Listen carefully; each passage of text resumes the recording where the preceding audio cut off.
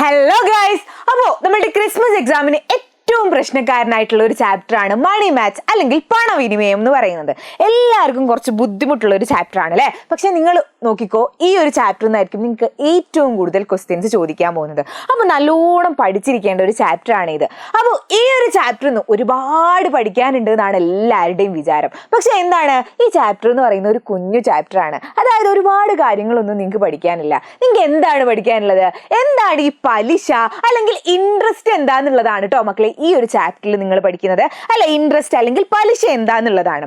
അപ്പോൾ മിസ് എന്ത് ചെയ്തു, 1000 രൂപ ഒരു ബാങ്കിൽ നിന്ന് കടമെടുത്തു. ഓക്കെ, 1000 രൂപ ബാങ്കിൽ നിന്ന് കടമെടുത്തു. അപ്പൊ ഈ 1000 രൂപ 2 വർഷത്തിന് ശേഷം മിസ് തിരിച്ചടക്കുകയാണ്. അപ്പൊ തിരിച്ചടയ്ക്കുന്ന സമയത്തടാ ഈ 1000 രൂപ മാത്രം തിരിച്ചടച്ചാൽ പോരാ, അതിന്റെ എക്സ്ട്രാ ആയിട്ട് ഒരു 100 രൂപ 200 രൂപ അടിക്കേണ്ടി വരും. അതായത് 1000 രൂപ എടുത്ത മിസ് അടയ്ക്കുന്ന സമയത്ത് എന്തായിരിക്കും, ചിലപ്പോൾ 1200 രൂപ അടയ്ക്കേണ്ടി വരും. ഈ 200 എന്താണ്, ടിപ്പാണോ? അല്ല, ഇതെന്താന്ന് വെച്ചാൽ ഇവനാണടാ നമ്മുടെ ഇൻട്രസ്റ്റ് അല്ലെങ്കിൽ പലിശ എന്ന് പറയുന്നത്. ഇതുപോലെ തന്നെയാണ് കേട്ടോ നമ്മൾ നിക്ഷേപിക്കുമ്പോഴും നമ്മൾ ഡെപ്പോസിറ്റ് ചെയ്യാണ്. മിസ് എന്ത് ചെയ്തു, ഒരു 2000 രൂപ മിസ് എന്താ ചെയ്തു, ഡെപ്പോസിറ്റ് ചെയ്തു ഒരു ബാങ്കിൽ. അപ്പോൾ 2 വർഷത്തിന് ശേഷം ആ ബാങ്കിൽ നിന്ന് മിസ് തിരിച്ചടക്കാണ് ഈ ഒരു എമൗണ്ട്.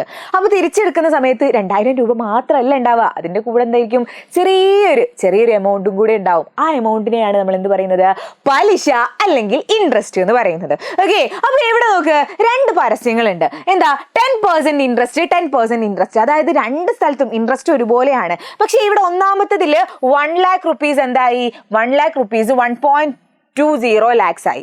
ഓക്കെ, പക്ഷെ ഇവിടെ എന്തായി, ഇത് വേറൊരു ബാങ്കാണ്. ഈ ബാങ്കിന്റെ പ്രത്യേകത എന്ന് പറയുന്നത് 1 lakh റുപ്പീസ് ഒരാള് അവിടെ ഡെപ്പോസിറ്റ് ചെയ്തു, ദെൻ 1.21 lakh ആയി മാറി. ഓക്കെ, 1,21,000 ആയി ഈ ഒരു ബാങ്കിൽ എന്തായി, 1,20,000 ആയിട്ട് മാറി.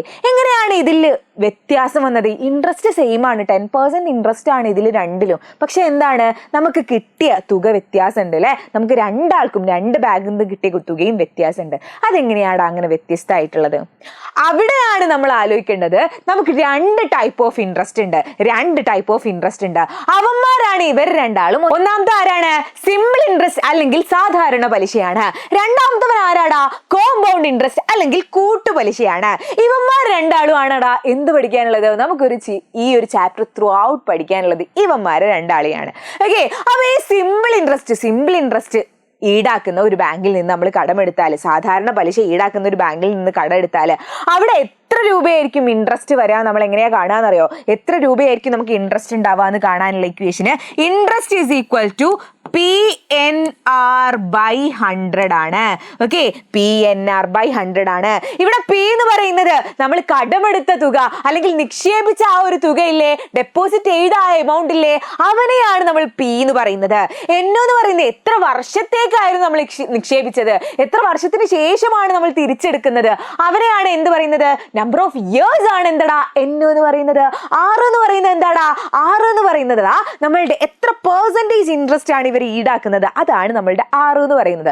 അപ്പൊ നമ്മളോട് ചോദിക്കുകയാണ്, ഒരു 20,000 രൂപ ഒരു ബാങ്കിൽ നിന്ന് കടമെടുത്തു. അപ്പൊ 10% ഇൻട്രസ്റ്റ് ഇവർ ഈടാക്കുന്നുണ്ട്. അപ്പൊ 2 വർഷത്തിന് ശേഷം എത്ര രൂപ തിരികെ ലഭിക്കും എന്ന് ചോദിച്ചു.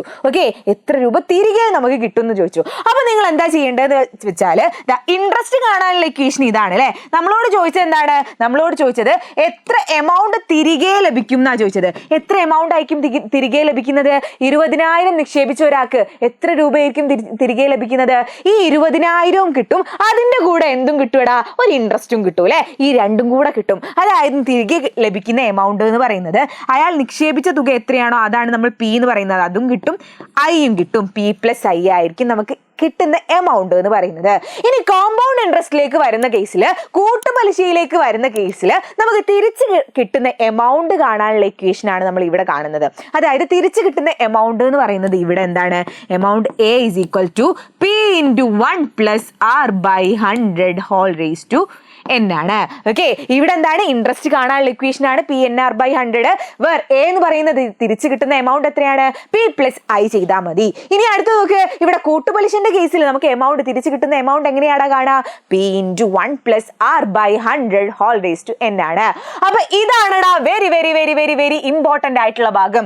ഈ രണ്ട് ഇക്വേഷൻസ് മക്കൾക്ക് അറിയാമെങ്കിൽ നിങ്ങൾക്ക് എവിടെ നിന്ന് ചോദ്യം ചോദിച്ചാലും എടാ ഈ ഒരു ചാപ്റ്ററിന് എഴുതാൻ കിട്ടും. ഓക്കെ, അപ്പൊ ഇത് സെറ്റാക്കി പഠിച്ചു വെച്ചാൽ നിങ്ങൾക്ക് എന്ത് വന്നാലും സിമ്പിൾ ആയിട്ട് ചെയ്യാൻ പറ്റും കേട്ടോ. അങ്ങനെയെങ്കിൽ ഒരു ക്വസ്റ്റ്യൻ നോക്ക്.